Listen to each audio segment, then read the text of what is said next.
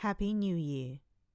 Written by WhenSarahSmiles on archiveofourown.org.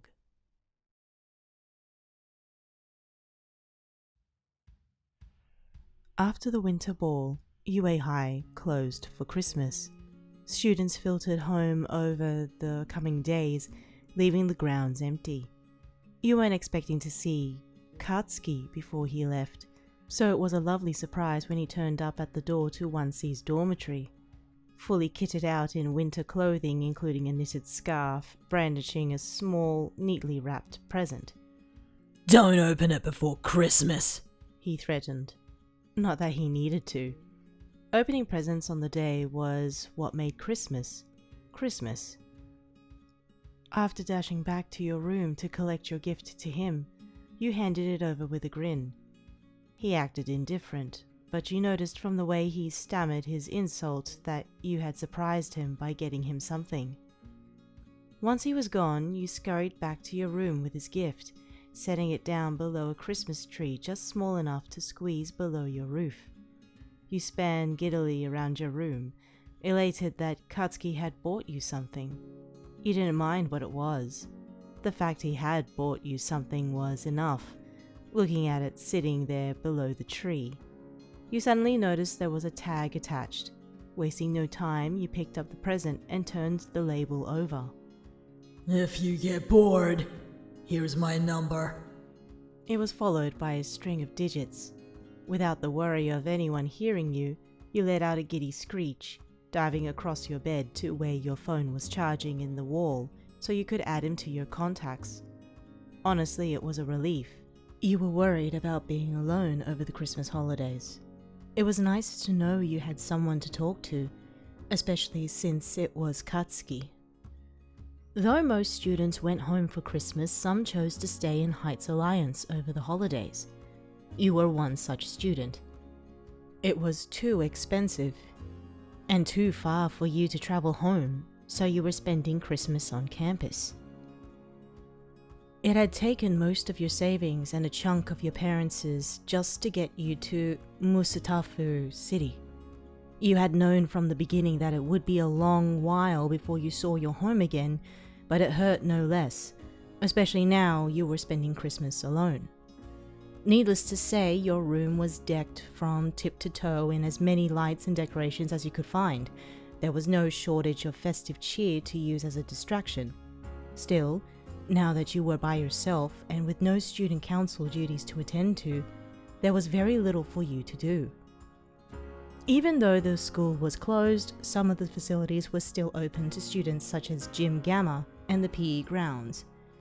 You planned to make full use of them.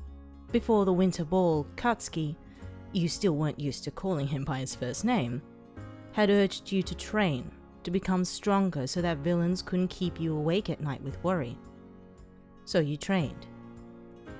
You spent the first couple of days after everyone moved home for Christmas, like Katsuki and Shinso, locked inside one of the fitness suites, lifting weights, running, cycling, anything you could to build your strength and stamina. It was far easier for you to go all out when the gym wasn't overrun with heavily built heroes, too intimidating to stand near. In fact, you outdid yourself. It was difficult and exhausting, but you felt better for it. Mentally too. The more you trained, the more pent-up stress you released. It was so easy to sleep at night, even knowing you were the only person in your entire dormitory. On the morning of your 4th day alone, you decided to text Katsuki. 4 days was enough time for anyone to spend without talking to another person.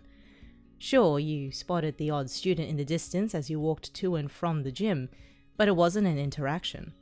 After changing into your gym gear, you punched in his number, then sent him a message to say hello, saying it was you.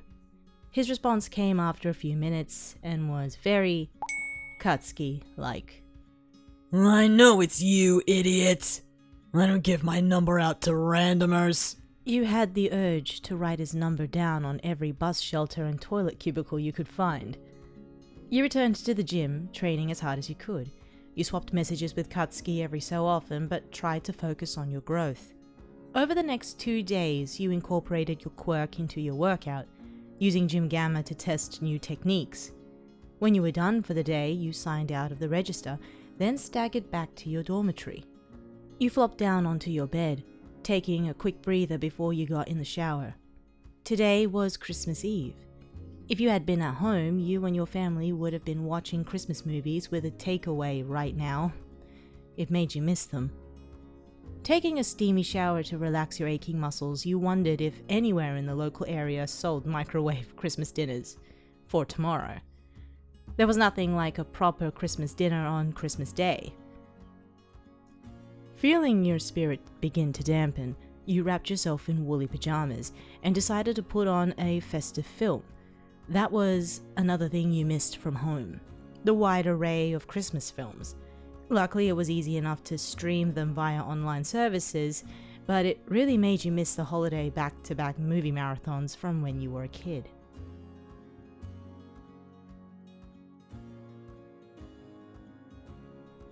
The next morning, the best surprise waited for you. You woke up at 9 a.m., giving yourself a lie-in since it was Christmas, then rolled out of bed and opened the curtains.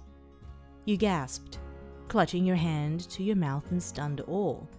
The world outside your room had been painted white, with snow covering the landscape as far as you could see. You hadn't seen a white Christmas in so many years.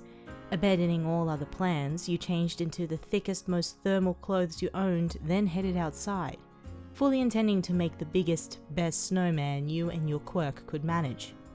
It was just past lunch time when you came back inside, head to toe in snow but fully pleased with yourself. The entire area surrounding 1C's dormitory was covered in snow angels and snowmen, snow minions, and a giant evil overlord snowman whose head stopped just below your balcony on the second floor. Knowing that they would melt before anyone else had the chance to marvel at them, you took dozens of photos on your phone. All in all, you thought it was a Christmas morning well spent. Now that you were back inside, you took a quick shower to warm yourself up, then plugged your phone into the surround sound, opting to blast yourself out with classic Christmas anthems. Singing along, bopping back and forth around your room, you took to opening your presents. Earlier in the month, your parents had sent you a cluster of oversized packages containing an assortment of gifts from various friends and family from back home. They had been nestled under your Christmas tree for what seemed like forever, and you were finally allowed to open them. First and foremost, you were thankful for any and all the money you got. As a member of the student council, you were given a small amount of money each month for your efforts, just enough to keep you afloat. But you rarely had enough to do much else. You never asked your parents for money, as they had already helped you out by getting you into UA. Christmas was the only time you could really treat yourself. You also received clothes, books, as well as cards, figures, and a number of "good luck at UA, chase your dreams" handwritten messages that had you choking up by the end of them. Finally, you came to Katsuki's gift. As expected from such a perfectionist, the box was wrapped in red paper, a black bow, with not a crease out of place. At some point today, Katsuki was going to open your gift, packaged in a box that looked like it had been wrapped by a blind woman. Still, it was the thought that counted. Instead of buying him a gift, since you were still getting to know him, you had opted to make a Christmas decoration in his likeness out of wound colored string, toothpicks, and a ping pong ball. It had been quite a crude thing once it was done, but you hoped he could see the funny side of it. It was Christmas decorations that had started the two of you talking, after all. Being careful to unwrap his gift, you set aside the paper knowing it would be handy to wrap presents in next year. Inside it, there was a box. You opened it to see another box, your present, and laughed when you looked at the cover. He had gotten you a palm-sized punching bag that came with 2 boxing gloves just big enough to fit 2 fingers. You hadn't expected novelty gifts to be his thing, but you loved it all the same, knowing he was referring to you wanting to train to become stronger. You hadn't actually told him how you had spent the past week in near boot camp conditions, hoping he would be proud of you when he returned in the new year. You knew it took a lot to impress Katsuki, So if you were going to do it, you had to train hard. Once you had opened your present, you felt you ought to call your family. Then you realized that due to the time difference, they were still in bed and hadn't experienced Christmas morning yet. What a weird thought that was. Instead, then you sent texts and emails to your friends to wish them a Merry Christmas and thanked any who had gotten you gifts, including Katsuki. Filling your text with laughing emojis, you thanked him for the punching bag and said you absolutely loved it. Then you set about finding something to eat. The cafeteria was closed over Christmas and you didn't fancy tinned soup on such an important day. Opting to look at which of the local takeaways delivered to UA, you pulled your phone out of your pocket. Just at that moment, it buzzed as a text came through. It was Katsuki. Only you could think that was your actual present. Look in the box again, airhead. You smiled at the handmade angry emoji. If he couldn't reprimand you face to face, he had digital ways to do it instead. It was a little cute. You picked up his gift again, turning it over, and even opened the lid, but there was nothing more than a miniature punching bag with miniature gloves. Then, like a guiding hand, something made you look at the box. Your box had come in. You picked that up and turned it upside down. A slip of paper fell out, gently wafting to the floor. You noticed the handwriting on it before it hit the ground. You frowned, puzzled, and picked it up to read it. You're an idiot if you thought that was your gift. Fortunately, no one was around to notice your embarrassment. It seemed Katsuki knew you too well already. For the girl who spent Christmas helping others, help yourself to a spa break on me. His bad attempts at wordplay aside, though you were definitely going to bring that up with him at a later date, you were shocked he had bought you a spa break. A spa break. Your handmade Christmas decoration was a speck in the ocean that was his generosity. What was worse, you loved the idea, and even though you knew you should turn it down, as he was spending way too much on you, you couldn't bring yourself to do it. Instead, you let your true emotions show via text, peppering it with exclamation marks and love hearts. Love hearts that you quickly altered to grinning face emojis. You sent the text and waited on the response. He replied. You're welcome, weirdo. I haven't opened your gift yet. We do that in the evening. Your heart sank, imagining his face when he saw your shrimp-like gift, similar in value to the joke gift he had given to you. You only had a second to wallow in self-pity and poverty problems before a second text came through. What are your Christmas plans then? If your family is anything like you, I bet you're going to watch Christmas films in matching festive jumpers. Well, had you been at home, he would probably have hit the nail on the head. That sounded like a very your family thing to do. Your festive spirit had to have come from somewhere, right? But the way he said it, it sounded like he thought you were at home. He knew you weren't, right? You texted him back saying that you didn't have any plans and that you might go and train. You were in two minds about it. It was Christmas and you wanted to relax. But villains waited for no one. It took him almost no time to respond. Don't train on Christmas, you festive-loving freak. Don't you have plans with your family? He didn't know. He had no idea that you were still at Heights Alliance. Come to think of it, did he know where your family lived? Many questions soared through your mind, but the fact of the matter was that you had never mentioned anything to him. It probably came across in your accent. For all he knew, your entire family might have moved to Japan some time ago and that you lived here, in Musatafu, with them. Now was a better time than never to get to know you then.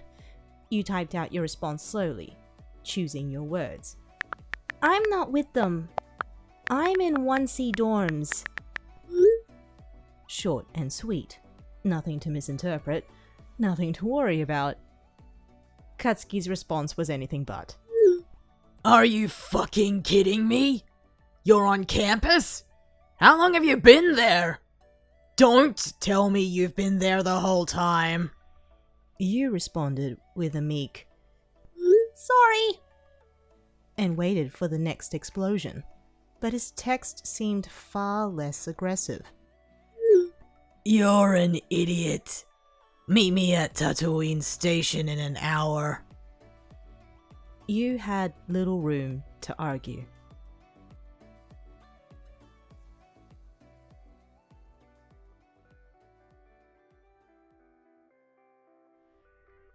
So you've been by your fucking self since we broke up for the holidays?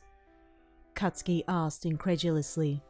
You nodded timidly, silenced by the intensity of his glare. The two of you were currently huddled away in the corner booth of Tatooine's local KFC. The building bustled with people, one of the few places still open on Christmas Day. Katsuki grumbled something, but it was impossible to hear him over the noise. The table between you was littered with napkins, cutlery, and an assortment of different festively decorated tubs of chicken.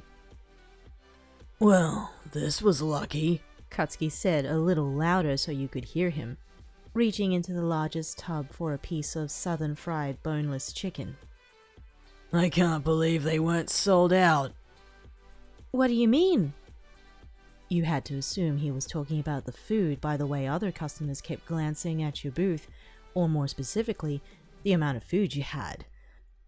Although Katsuki raised a confused eyebrow, he refrained from answering you while he tore apart his chicken like a wild animal. The ferocity terrified you, but did not surprise you. Katsuki never did anything by halves, after all. Whilst he licked his fingers clean, he replied, What do you mean, what do you mean? Have you never tried buying KFC on Christmas Day before? You shook your head, nibbling through some of the side orders, too afraid to reach for the chicken bucket in case Katsuki took your hand clean off for trying. Honestly, KFC on Christmas Day was a new one to you. I think... you said, gazing at the lengthy queue of customers. The traditional Christmas KFC might be a Japanese thing. He ate another piece of chicken. Then your words struck him. Shit. You haven't lived here long, have you? After meeting Katsuki at the station, he had called you every name under the sun for failing to tell him you had not gone home for Christmas, and that your family didn't actually live in Japan, which was his biggest complaint.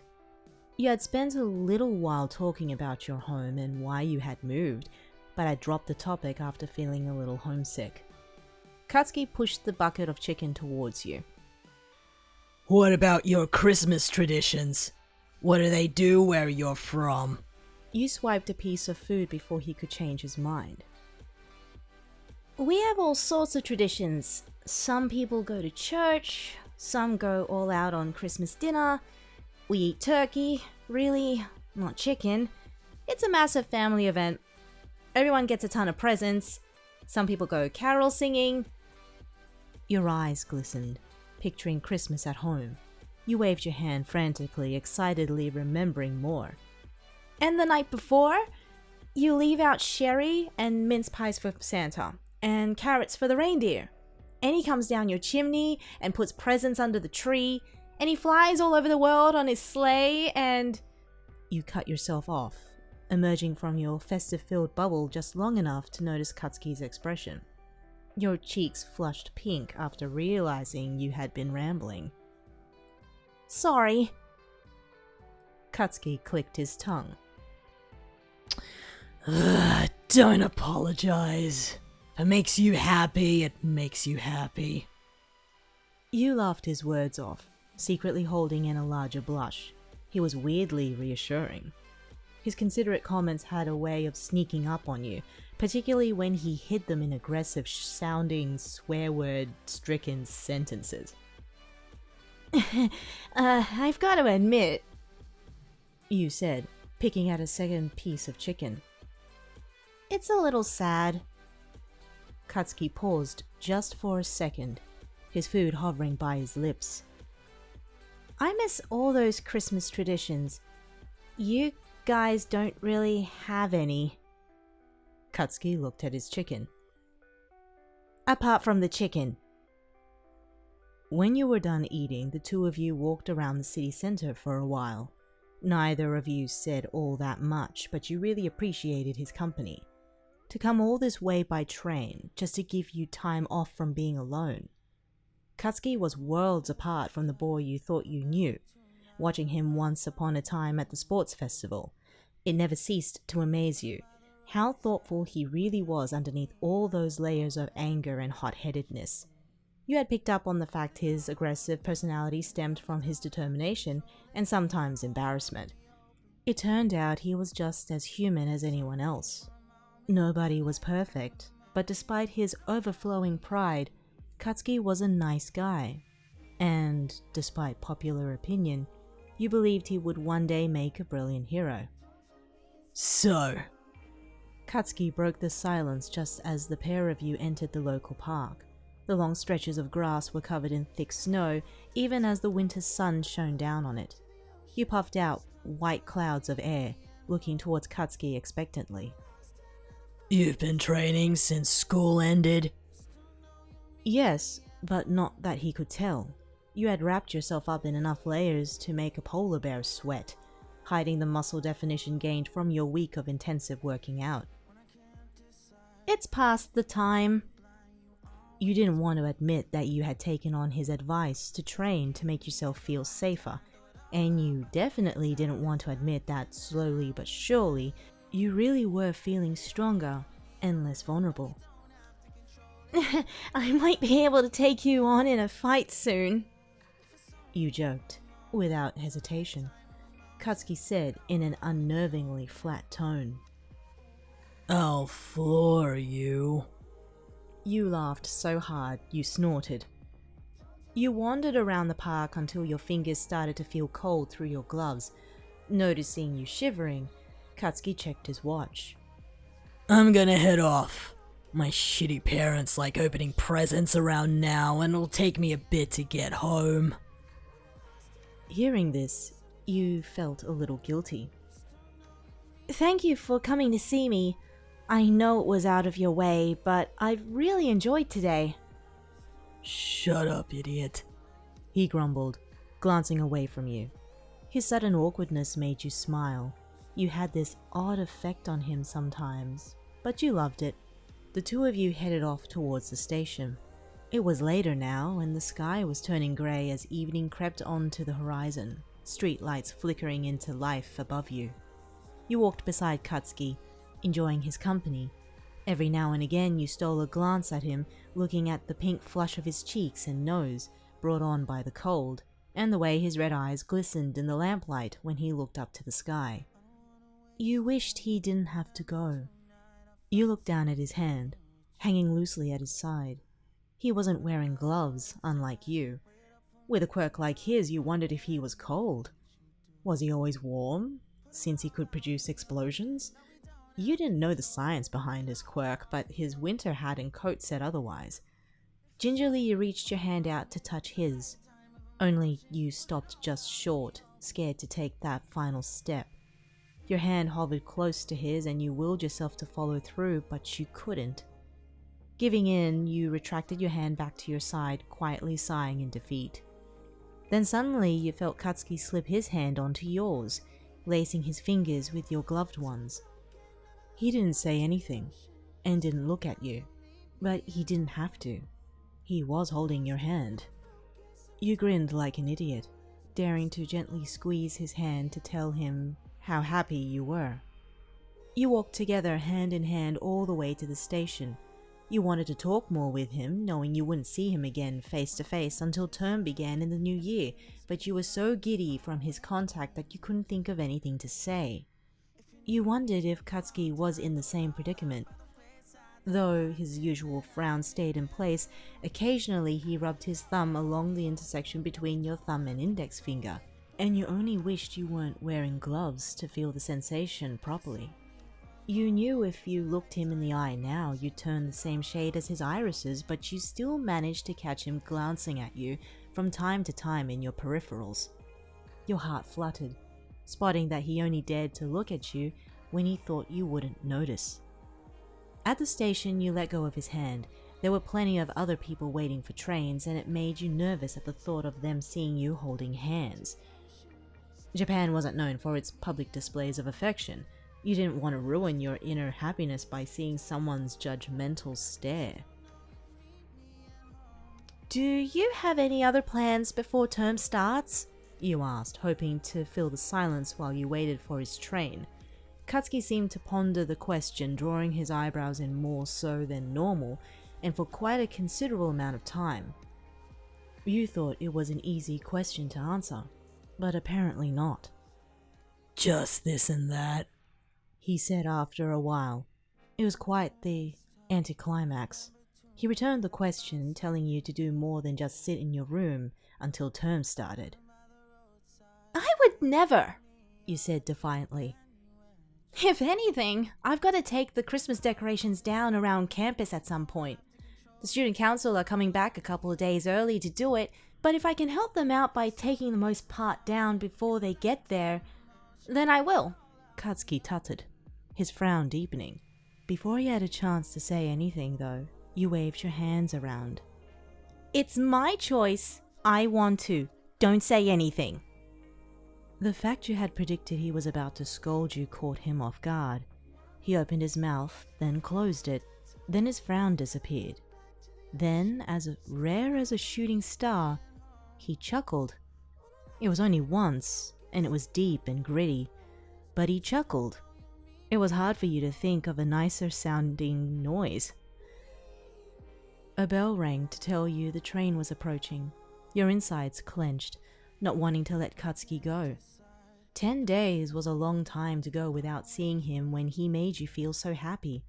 In fact, you had to admit he made you a kind of happy you had never felt before. Being with him made you forget your homesickness. It made you forget that you hadn't made the hero class. It made you forget that villains existed. It was impossible and weird, but his angry, considerate personality made you forget everything. He was a living conundrum, and one you knew you never wanted to lose. When the train pulled in, an air of longing washed over the station. You brushed loose strands of hair behind your ear, catching Katsuki's eye. He opened his mouth again, but shut it. It seemed he was in a situation he wasn't used to. It made you smile. He managed to rectify himself, pulling you towards him before he could change his mind, hugging you with one arm. "Text me," he said, squeezing you gently onto his side. The action shocked you. You had never thought in your wildest dreams he could be so forward. Then again, daring to steal a glance up at his face, you knew this was all new territory to him. He looked stiff and unsure, but you nestled into him all the same. I will, you said softly. You took your chance, ignoring the heat that leapt to your face as you stretched onto your toes and pecked him on the cheek to say goodbye. His face felt warm against your lips and you had to suppress a giggle, feeling the slight stubble of someone who's always shaved first thing in the morning. Thank you, you said, falling back onto the flats of your feet. For making my lonely Christmas so much better. "Shut up," he growled, but gave you an extra squeeze before he let you go.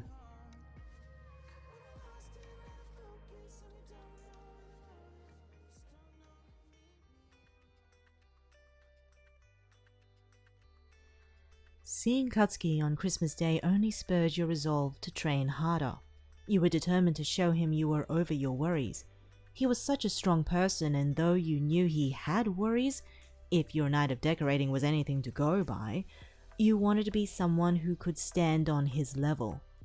Yes, that would take a long time, and maybe you would never get there, stuck in the Department of General Education, but damn it, he made you want to try. Scoring too low on the aptitude exam had made you lose your way, but Katsuki had reminded you where you wanted to be in life. You wanted to be a hero. You wanted to try. Your next few days were split between taking down decorations and training. Jim Gamma's sign-in sheet was peppered with your name, coming and going up to 4 times a day. There was a kind of liberating freedom having no one to look after or nothing to plan with the student council. Your muscles ached, but you loved it. You felt tired.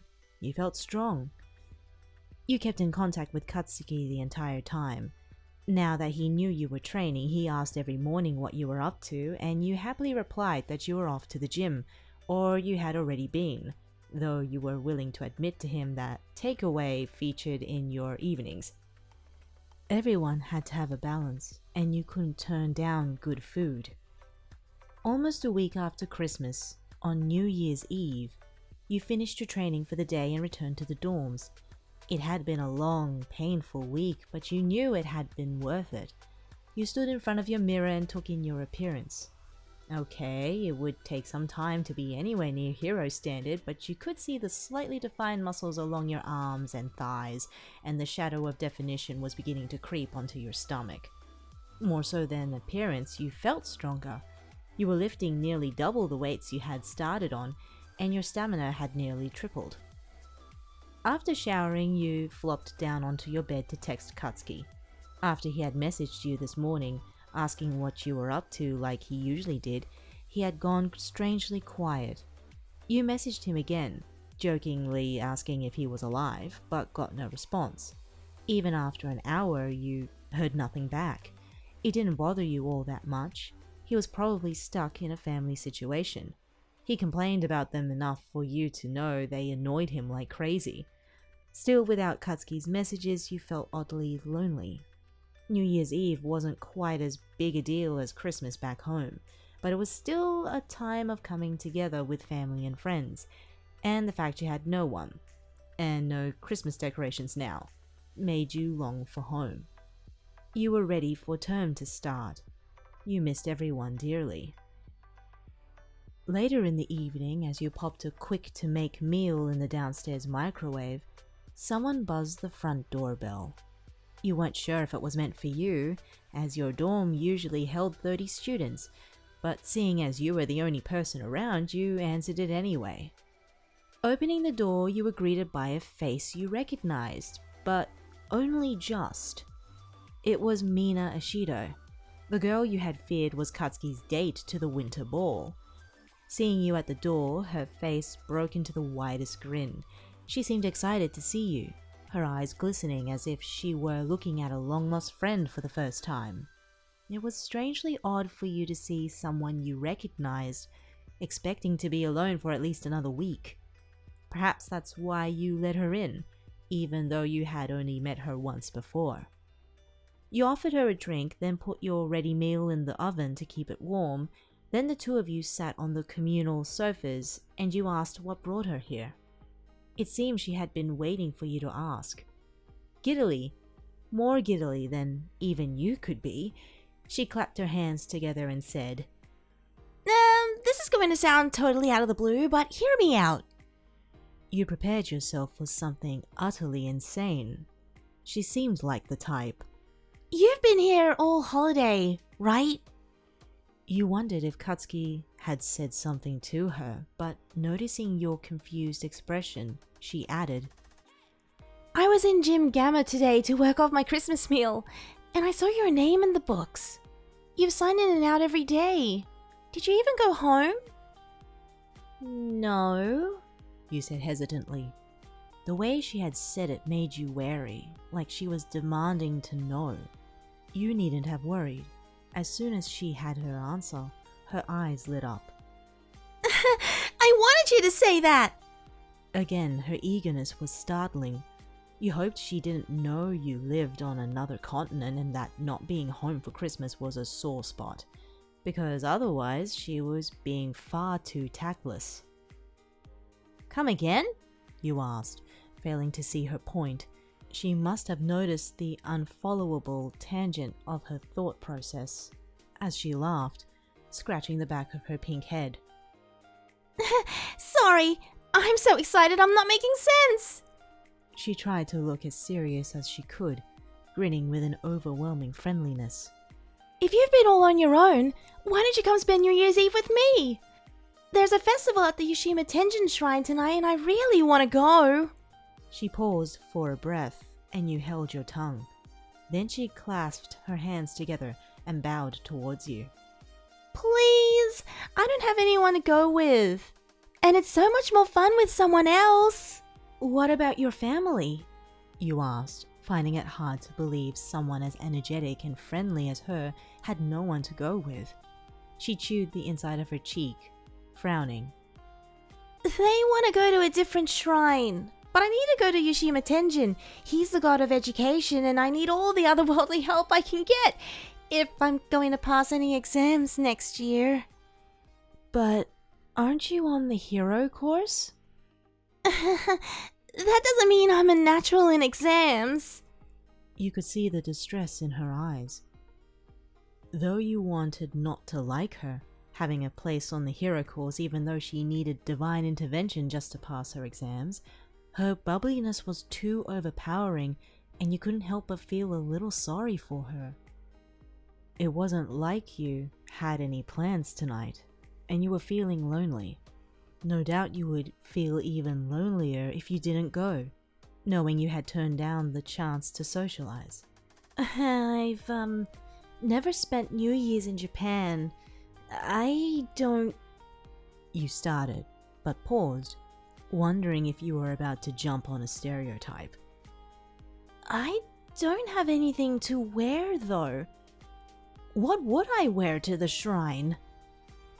Taking this as your declaration of acceptance, Ashido shrieked, flapping her arms over the table like she was trying to hold your hands.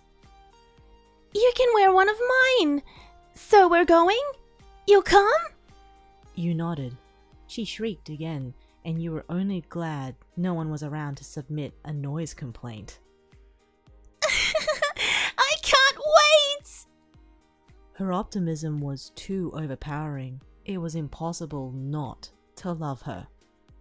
Ashido left you for an hour or so, giving you enough time to eat and shower and to check your phone to see if Katsuki had messaged. There was no reply when you looked. You tried not to let it bother you. He might have been messaging you all week, but no one should stay glued to their phone all the time. You kept telling yourself that, hoping it wouldn't dampen your excitement for the night ahead. Ashido returned with a rucksack and a large suitcase, and you had to wonder if she intended to stay the night. When you asked, she responded with a laugh and told you not to be silly. This is just for getting ready. If that was her getting ready stuff, you didn't want to see her overnight bag. The two of you spent the next few hours preparing for your outing, getting changed, and you learnt a lot about each other. She was so easy to open up to. By the time she was helping you navigate the complicated knotting of your borrowed obi, you had confessed your dream of joining the heroes department. Your worries that your quirk wasn't strong enough, and most importantly, to Ashido, how you had met Katsuki. She cooed unabashedly, yanking your obi tighter to give you a more defined waistline. You squeaked, feeling the air being pressed from your lungs. I can't believe that grumpy git was so mean to you. If I'd known, I'd have said something, she demanded, referring to yours and Katsuki's first meeting on his balcony. And you still asked him to dance? You have the patience of a saint. Ashido wasn't all take and no give.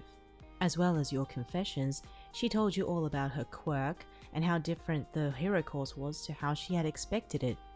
It was so interesting, hearing about it from an insider's point of view. All the extra training and the ever-looming worry that she would have to fight a villain head-on now that she had her provisional license. Honestly, it sounded terrifying.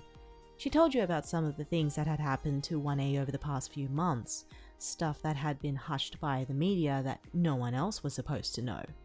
But she loved talking to you. She couldn't keep her secrets in, spilling them out to you the longer the two of you talked. By the time the two of you were ready, the night had comfortably settled in and it was nearly time to leave. Ashido had taken the reins, styling you how she wanted, and it was only once you were totally ready that she let you look in a mirror. Ta-da! She announced, holding your shoulders as she nudged you in front of your bedroom's long mirror, having forced you to close your eyes to maximize your surprise.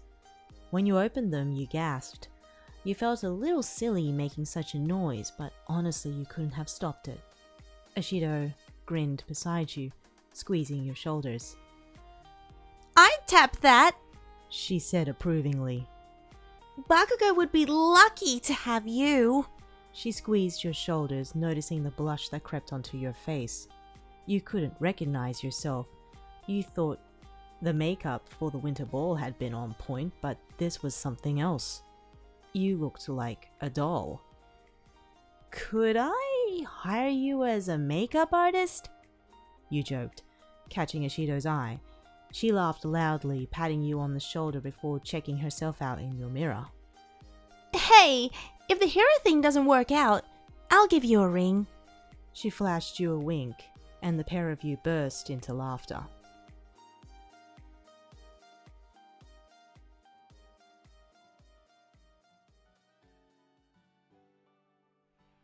The journey to the shrine was hectic to say the least.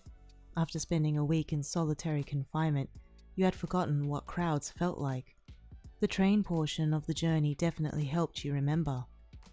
Ashido kept a tight grip on your hand, scared she might lose you in the tidal wave of people.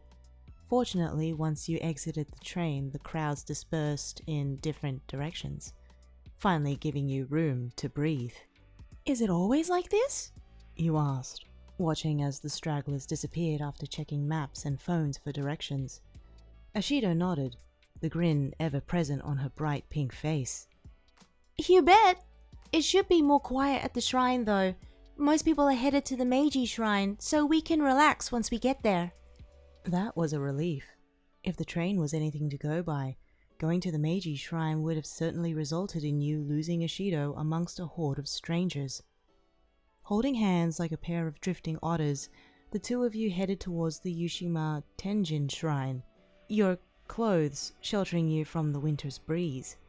Well before you reached your destination, you came across streets of celebrators, the roads closed to vehicles with pop-up stalls and games lining the pavements. Though at first you noticed there weren't many people around, the closer you walked towards the shrine, the more packed the streets became, and the louder the chatter, and the beating of a drum keeping time to live music and performers. We're here! Ashido exclaimed, standing amongst a crowd of busy shrine goers, most of whom were around your age. I guess everyone needs a bit of luck at school this year, she said with a laugh. You looked around, in awe at the sheer number of people and the amount of decorations around you. You weren't looking at Christmas lights, but lanterns and banners and kites. They were beautiful, and everyone was dressed in traditional clothes, elegant and bright. This was nothing like the New Year you were used to. You loved it. You caught Ashido typing a message out on her phone just as you managed to draw your eyes away from the scene, but she shielded it from you when she caught you looking. Let's go check out the shrine, she said, pulling you through the throngs of people. We're a little ways off yet.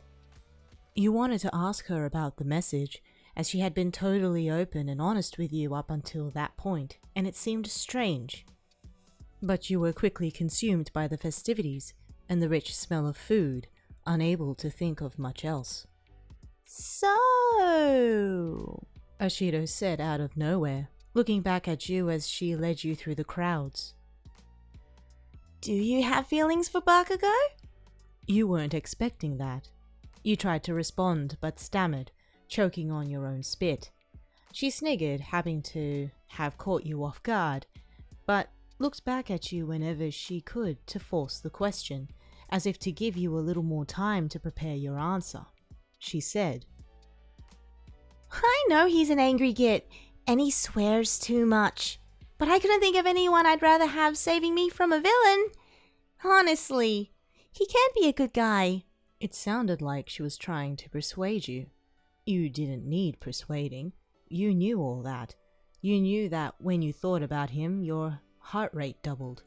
You knew his scent sent you into a tizzy. You knew even when he sounded loud and angry, he had 1,000 calculating cogs ticking around in his head. So... Ashida pressed, unsatisfied with your lack of an answer. How do you feel about Bakugou? You knew how you felt about Katsuki, but it was difficult to admit to anyone, even Ashido, who it seemed you could tell absolutely anything to after knowing her a few hours. Somehow you found the strength to say it. You opened your mouth only the next second you saw someone in the distance and stopped dead. Ashida felt your tug and looked at you, catching your gaze. Her eyes flew wide and she whipped her head forwards, following your trajectory. You heard her mutter a quick swear. Well...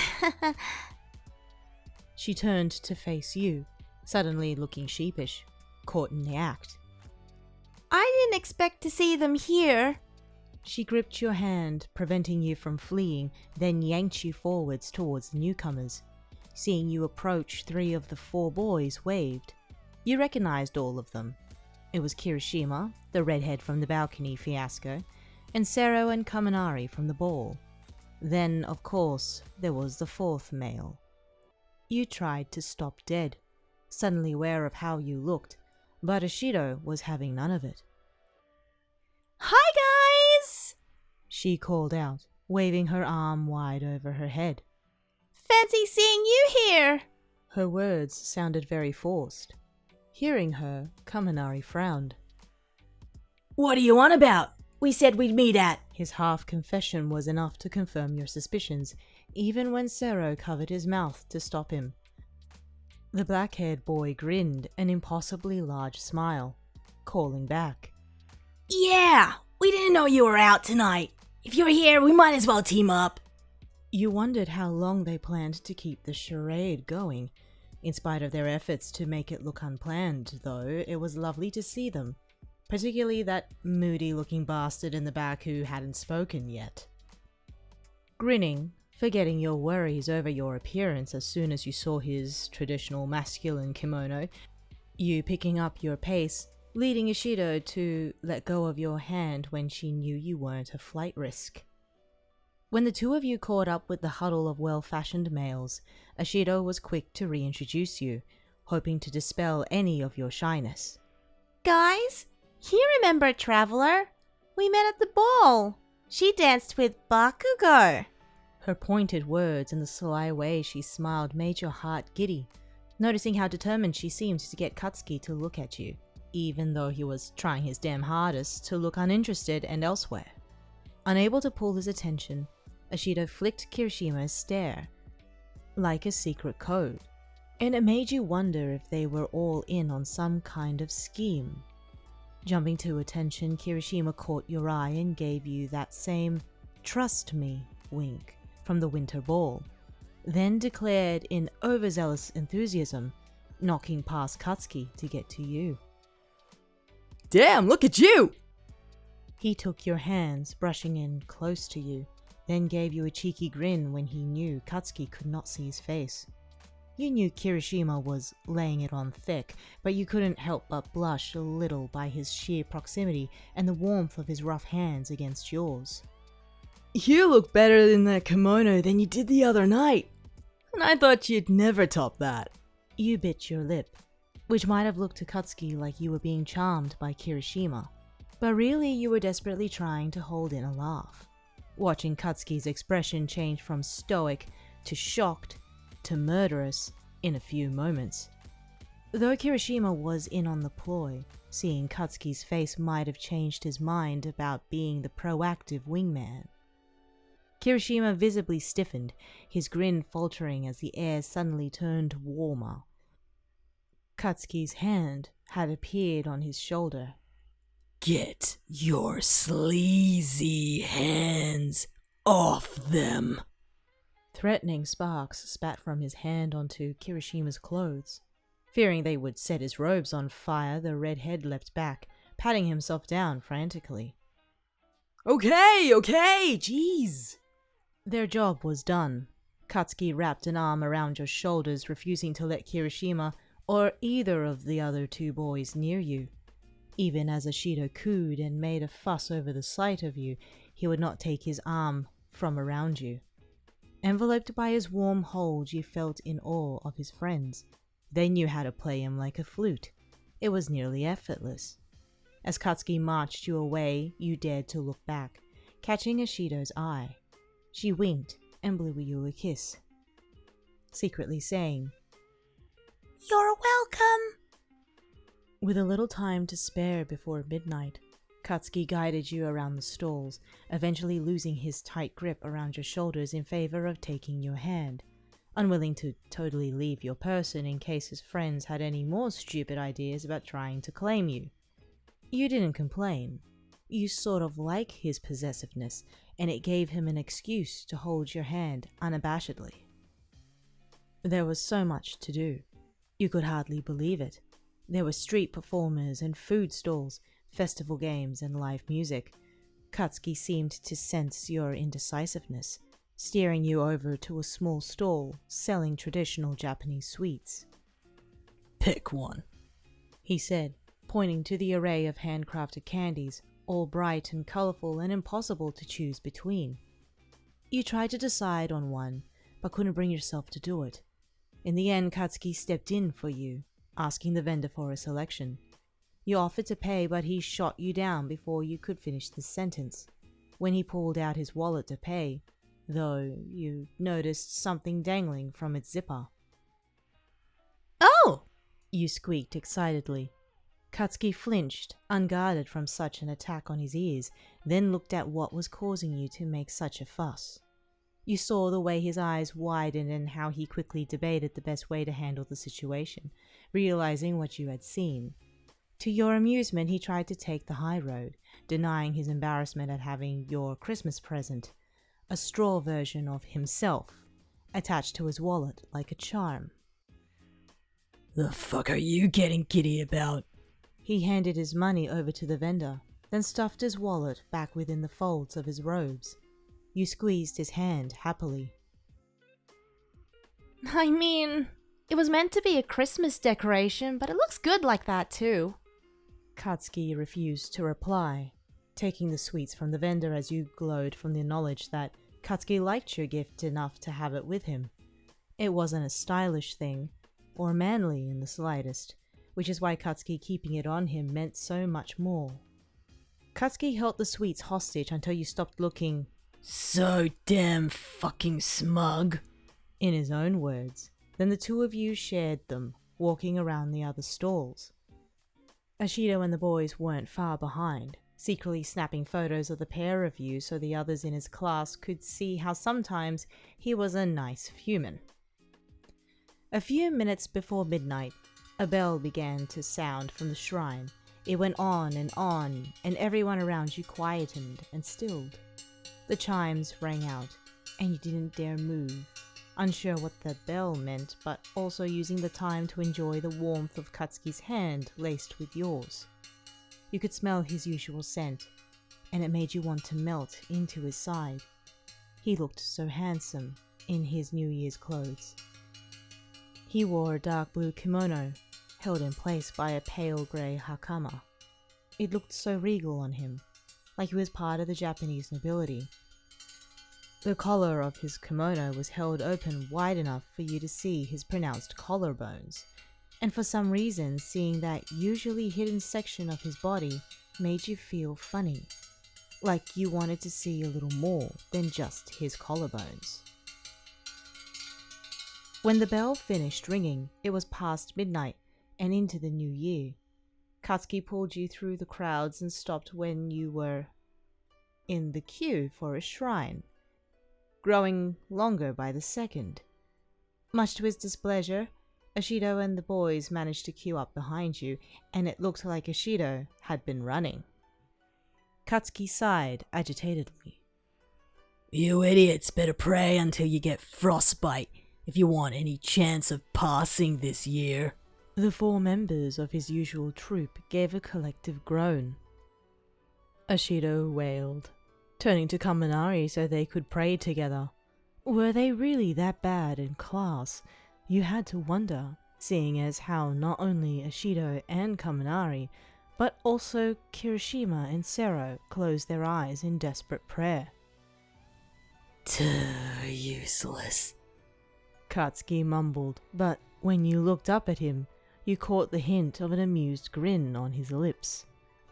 Using their time for praying as a chance to lose them, Katsuki dragged you through the queue until there was sufficient distance between you.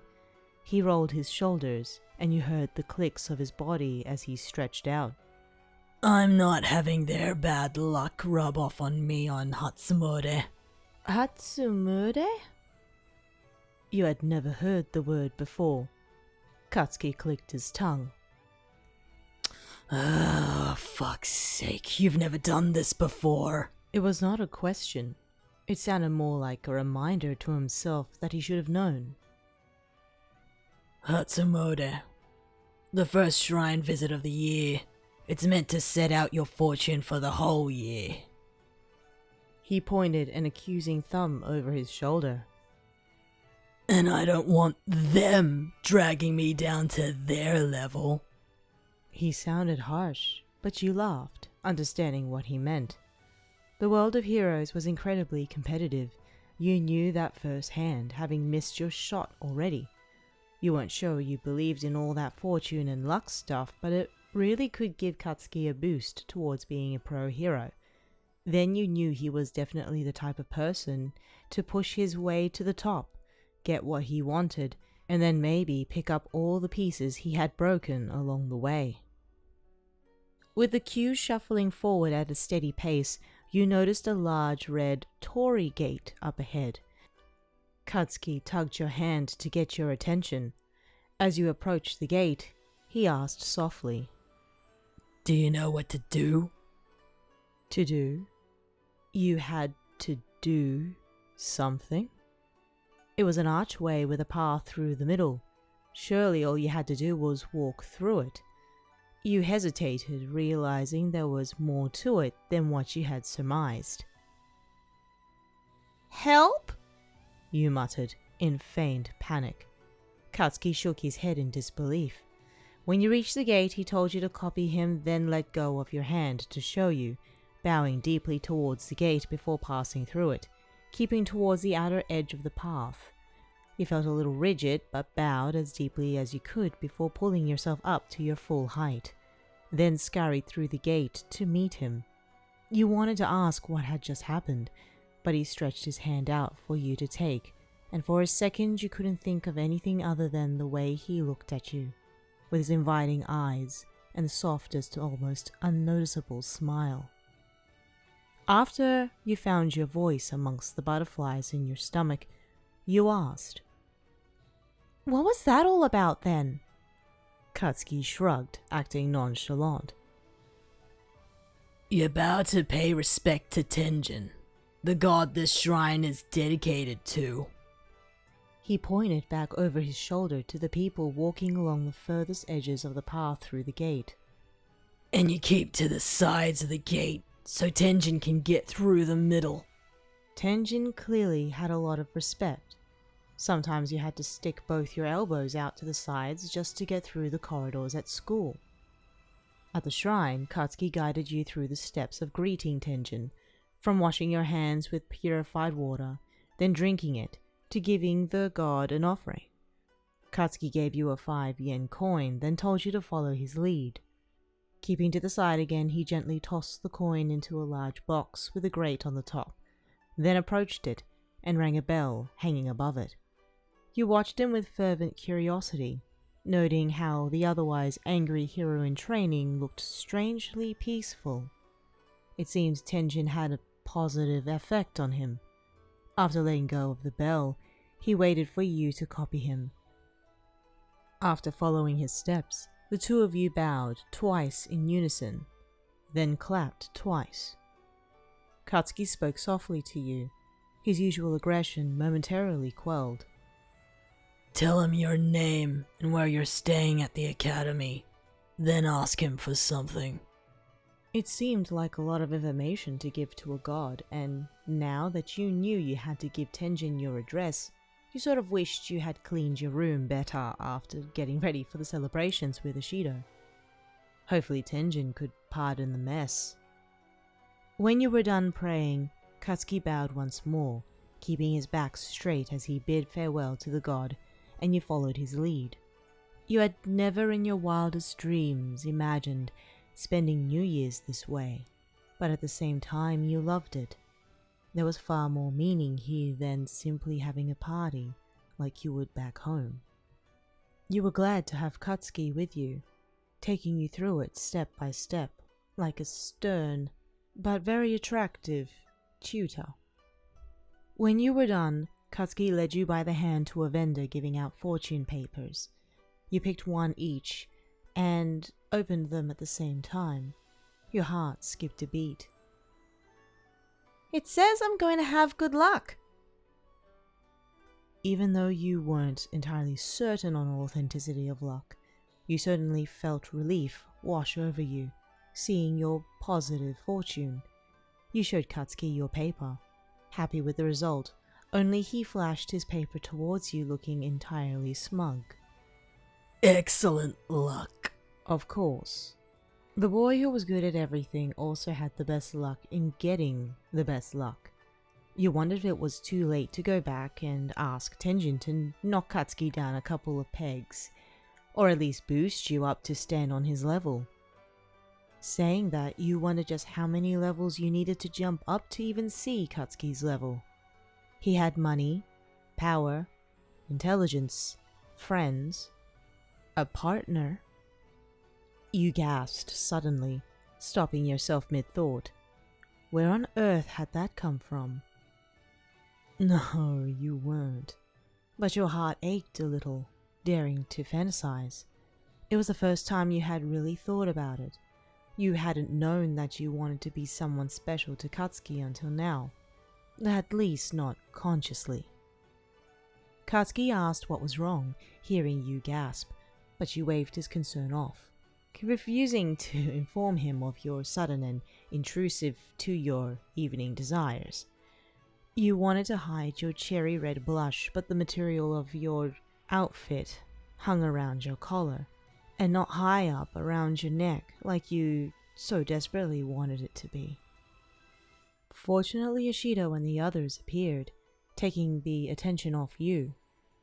Ishido was grinning, holding her fortune paper high in the air. I've got good luck! She bellowed excitedly. Take that, exams! Unlike Ishido, the boys seemed less than thrilled. Katsuki swiped Kirishima's paper when he held it out. Bad luck. Katsuki wasn't giving him condolences. He was reading what it said in the paper. Sarah and Kaminari had skated by on average luck, but given their performances in class, they had hoped for something better. Now that everyone had regrouped, Ishido took the opportunity to swipe you away from Katsuki. You've had your time, she directed at him, grinning. Now I'm stealing her for a while. We'll meet you in Ueno Park. Neither you nor Katsuki had time to argue. She pulled you away, heading back towards the celebrations away from the shrine. You spent the next while at a single game stall halfway between the shrine and Ueno Park. Ishido, it seemed, had roped you into helping her win a prize she wanted from a fish scooping game. She didn't want a fish, but each kind of goldfish represented a prize, and she was after a large black and pink stuffed rabbit toy. Time passed, but Ishido had little to show for it. When she broke her fourth wafer-thin net, she groaned. Aww, I thought I was meant to have good luck this year. She whined, brandishing the broken net to the heavens. You offered. Maybe the fortune only meant luck in academics? I hope so, she said earnestly. As long as I've got good luck in something. She tried and tried, but in the end you sneakily used your quirk on the fish she was after, lifting it ever so slightly so that it wouldn't break the net. Finally catching it, she hoisted the net into the air faster than you could adjust your quirk to follow it, and the paper broke.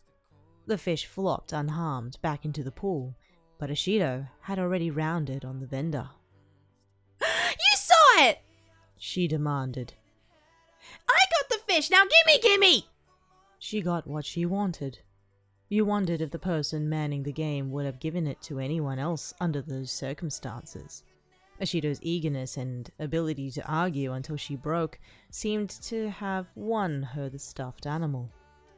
Holding the bunny under one arm, Ashido checked her phone. We better get going. The show's going to start soon. Everyone else is already there. She tapped her phone, reading through her messages. Ooh, they've got a really good spot too. Let's go! As she grabbed you by the arm to pull you through the crowds, you had to wonder if New Year's was always so full of things to do here. You were enjoying yourself so much. Your homesickness lay as a forgotten memory in the very back of your mind. Arriving in Ueno Park, you found the guys resting against a railing overlooking a wide expanse of the park, high enough that the trees did not block the skyline. The area was busy, but less so than what you had experienced already. We made it! Ashido exclaimed, announcing your arrival. This caught the boys' attention. Sarah grinned, waving the two of you over. You cut it a bit close. Ashido brandished the bunny, proud of her win. You smiled, watching the exchange. You felt a little guilty for using your quirk, but Ashido was none the wiser, and she looked overjoyed with her prize.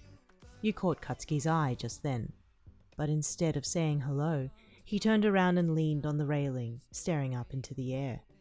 You rolled your eyes, chuckling at his attempt to seem disinterested. You scooted in beside him, Kirishima shuffling aside to give you room. Took your fucking time. Now that you were next to him, Katsuki's body language relaxed a little. He looked at you with a frown, but you could tell it was only half-hearted.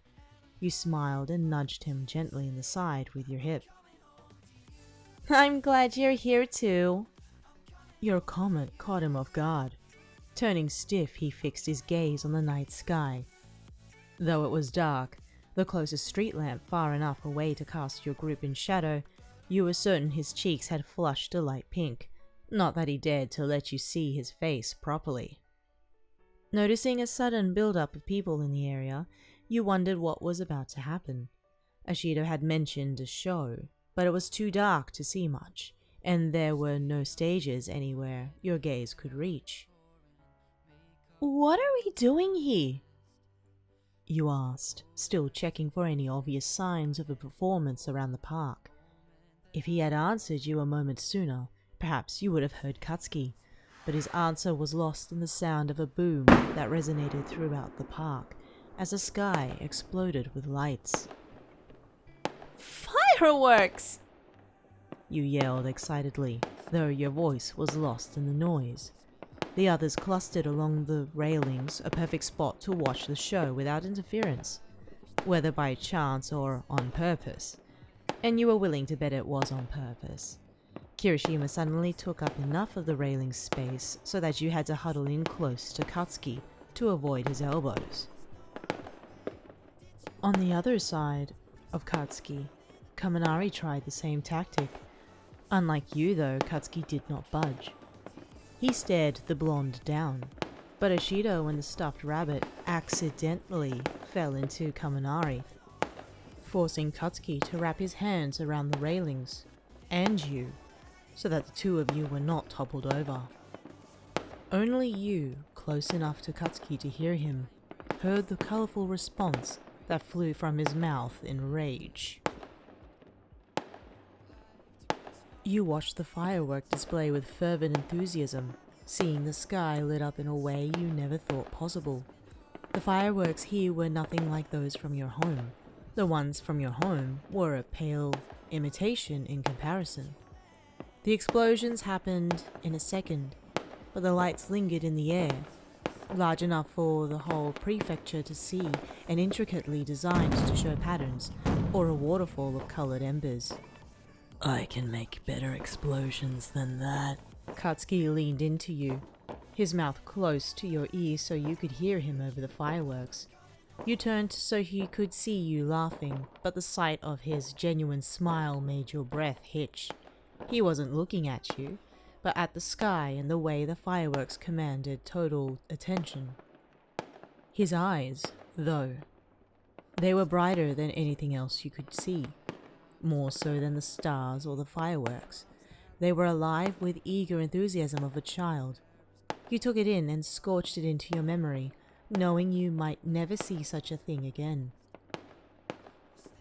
Your group watched the fireworks for some time, enjoying the wonder of the lights, but as the show progressed, you noticed Kirishima and Kaminari slowly pushing their way into Katsuki's and your already limited personal space. Though you were happy, it meant Katsuki practically had to squeeze his chest to your back and his arms into the grooves of your waist. You were relieved when he finally snapped and pulled you away from the railings altogether by the hand. Kirishima and Kaminari quickly shuffled shoulder to shoulder so you could not return. Instead of picking somewhere else close by to watch the fireworks, Katsuki led you through the park off the beaten track. You wanted to ask where he was going, wandering through woods and obscure dirt paths, but you knew your voice wouldn't be heard over the fireworks. Instead, you let yourself be led away, enjoying every moment he kept hold of your hand. He didn't have to. He knew you would still follow him if he let go, which is why his hold meant all the more to you. Eventually, the two of you came to a stop under a street lamp, a short distance away from a row of torii gates. It was much quieter here. The sounds of the fireworks were muffled by the surrounding trees, and there were barely any people around in comparison to the main sector of the park. A shrine? You wondered aloud. You were happy to hear your voice without having to shout. Katsuki shook his head dismissively. Ignore that, he said, leaning back against one of the park's tall metal railings. I had to get out of there before I turned those idiots into fireworks. They need to back off. Ah, perhaps he was just as aware of his friends' matchmaking efforts as you were. It seemed, though, that you appreciated their efforts more than he did. It made your heart tighten just a little. Still, you added, listening to the distant echoes of exploding fireworks, hoping to stave off your mild headache. I've had a really great night. I'm so glad Ishido invited me. It was lucky she realized I was on campus. Yeah. He knew you had heard his stammer. He glared, crossing his arms loosely over his chest. Where did you get the kimono then? Did she lend you one or something? He was trying to change the subject. It was luck, wasn't it? Your chest felt tight, but for an entirely different reason. The cogs whirred in your head as you started to question the coincidences, like how Ishido had randomly decided to use Gym Gamma 4 days before the start of the term, or why she chose you to spend New Year's with, or how the two of you had met the others out of the blue, and Katsuki had not been surprised to see you. You planned this? Your statement came out somewhere between a declaration and a question, hardly able to believe Katsuki had roped Ishido and the others into an elaborate New Year's scheme. Why? If Katsuki was surprised that he had been found out, he did not show it. I was proving we have better traditions than you sitting at home watching Christmas movies. Your heart swelled. Your voice came out as a whisper. The breath swept out of you. Katsuki? He had known. He had known how lonely you were. He had listened to your crestfallen rant in KFC about your family and all the traditions you were missing by being in Japan. That was why he had walked you through the shrine visit step by step, and taken you around the stalls, and brought you along with his cluster of friends. He wanted you to forget about your homesickness. Why didn't you just ask me to come in the first place? Dragging Ishido into the fray must have been far more effort than was necessary, with an elaborate plan and plenty of secrets. Katsuki clicked his tongue. Why the fuck does that matter? You came out either way. True, but you got the feeling Katsuki didn't make things any more complicated than they had to be. But Ishido was alone. You had more fun getting ready with her, right? You knew straight away that he wasn't talking about Ishido. She had told you herself that she was with her family over Christmas and that they had decided to go to different shrines. It only stood to reason then that he was really talking about you. You smiled, feeling the heat tickling your face. thank you, You said. for thinking so much about me. Before you could change your mind, you leaned into Katsuki, pecking him gently on the cheek. His skin was warm against your lips, but not as warm as the flush of color your face turned from being so bold. Your heart hammered in your chest. No matter how many times you thought it, Katsuki always found another way to prove you right. He was aggressive, quick-tempered and proud, but also considerate, caring, and a genuinely nice person. What the fuck was that? Katsuki mumbled as you pulled away. Suddenly he grabbed you by the front of your kimono and pulled you back into him, crashing his lips to yours. Though it was forceful, his kiss was tender as his feelings slipped past his aggressive persona. You blushed a brilliant shade of red, taken aback, but loved every second of the kiss. When he was satisfied, he let you go. You wobbled, your giddy heart barely able to keep your suddenly gooey body upright. You could hardly think straight, though you pulled yourself from your stupor, stopping yourself before you could fall the way you desperately wanted to. Katsuki showed you time and time again that you wanted to be more than friends with him. But was it only you? That was your third kiss. You knew where your heart belonged, but Katsuki was impossible to read. You wanted to believe his kindness and all his thoughtful, albeit well disguised, actions meant more than just a hero being nice to a girl he hadn't known 2 months ago. Katsuki, what am I to you? For a moment he said nothing, but he couldn't hide his genuine smile. You managed to catch a glimpse before he got it under control and forced it into a smirk. Do I have to spell it out? You smiled softly, letting your heart dare to dream as you leaned into him, as he took you by the waist. Maybe just this once. Fine, he said, pulling you against his chest. Even through your kimono you could feel the heat of his body and smelled the way his normal scent mixed in with that of the candles you had shared earlier. He leaned in, his lips dancing temptingly close to yours, the smirk slipping back into a rare smile as the words fell from his mouth. You're mine, and I'm yours. The feeling of your lips growing into a smile against his was all the invitation he needed to reclaim your lips, wrapping his arms around you, one across your waist and the other one on the back of your head to hold you against him. You felt your blush, but you didn't care. For the first time in a while, your heart relaxed, overcome with relief and joy that Katsuki felt the same way as you did about him. You stayed locked in each other's embrace, your hands laced behind his head with your fingers drawing circles through his hair. The fireworks in your heart were more powerful than whatever show the two of you were missing. For the first time in the longest while, you felt complete. You felt enough. You did not regret moving to Japan.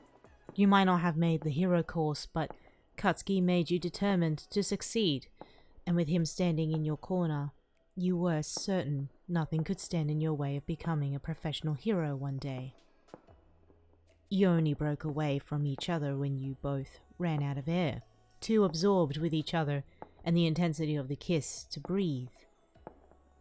Katsuki loosened his grip on you, but kept his hand to the back of your head, leaning his forehead against yours. His breath was ragged, fanning over your face as he drank in the look of adoration in your eyes. He leant in and pecked your lips again. "You've been working out," he said finally, squeezing your waist through your kimono. It sent happy jitters through you. Hoping to hold on to your senses, you playfully shot back. Shut up! You know that! You ask what I'm up to every day. "Shut the fuck up," he growled against your lips. You could hear the smirk. His cursing was just too endearing, like a pet name or an affectionate compliment. "I'm saying you clearly put in the effort to get stronger." Your hard work had paid off then. You still had a long way to go, but at least you had something to show for your efforts so far. Maybe I really will take you on in a fight one day. The smirk slipped from Katsuki's face. In an all too serious manner, he looked you dead in the eyes. "I'll floor you." He had to wrap his arms around your waist to hold you up when you crumpled from laughing.